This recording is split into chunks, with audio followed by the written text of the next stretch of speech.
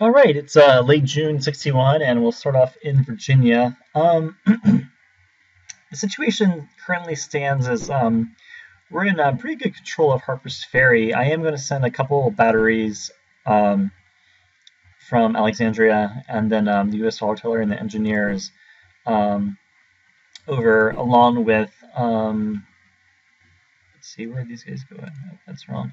Along with, excuse me, along with Mansfield's are now formerly part of Pedersen's command. So we'll have pretty much a couple of divisions set there in Harper's Ferry after a few days. Meanwhile, we'll continue to take control of the rest of the railroad.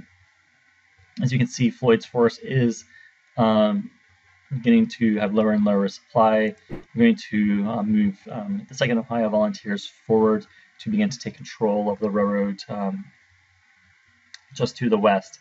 New York, we are building very, very large forces. I'm going to go ahead and build a couple more transports, and I'm still toying with where to use them. I'm considering going straight to Mobile, Alabama, or Charleston, kind of doing something that's a bit really unexpected. There's also always New Orleans via Fort Pike. That is another option. Missouri, I'm super disappointed. I completely screwed up, as I mentioned previously, because I did not build a supply wagon in time. And that's going to allow General Price with his force to move forward to Springfield. So I'll need to basically get a large force together in St. Louis and then move forward. I'm going to have a few forces meet up here at Fort Scott. And you can see that there is a couple cavalry units and a militia unit down here. That's pretty much it as far as like the big stuff. So let's run the turn and see what happens. All right, there were a couple of battles out in Kansas, which I'll show in a minute. Kind of wanted to see what's going on here in Virginia. Army Shenandoah is based in Winchester. We've got a reserve force here in Warren. Of course, there's Beauregard and McDowell.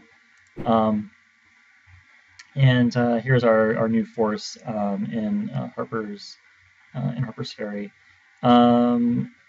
We are in most control of this area, so it'll take a few more turns to gather complete control. Floyd has begun to retreat, and so there goes Floyd to the south. Which isn't that really a surprise. So it looks like so far the Confederates are basically giving up on, pretty much giving up on Western Virginia.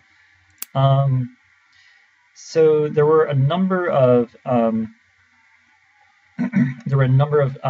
few skirmishes here in Fort Scott, and this is where he's used Shelby. So few cavalry divisions and New Mexico cavalry here as well. So we lost both of those battles. I'll quickly show them to you. Here's the first one. And then here's the second one. So we lost both of those battles. So I'll need to consider what to do, possibly move back and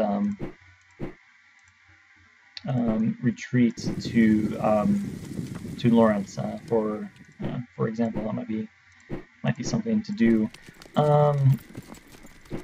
Sumner has arrived. We're in fog of war here in Springfield, so I don't really know what's there. But you can pretty much bet that that is now where Price is digging in. Here are our forces in St. Louis, which I'll need to organize and see what's available this turn. And then otherwise, not a whole lot happening anywhere else. We can now recruit volunteers by paying them. There's the great pushing for an offensive, basically controlled Manassas by mid-September. And I don't think there are probably any other big messages. He's using a whole bunch of civilian demonstrations. Lots and lots of those, which is interesting. I think those cost money, so he's spending some money on that. Whole bunch of movement.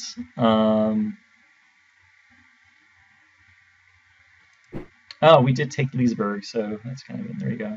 That's a little something at least. And of course, a lot more movement. Um, okay, so we have a bunch of forces that are complete. Um, all right, and that's pretty much it. Okay, all right. Thanks for listening, and we'll see you next time.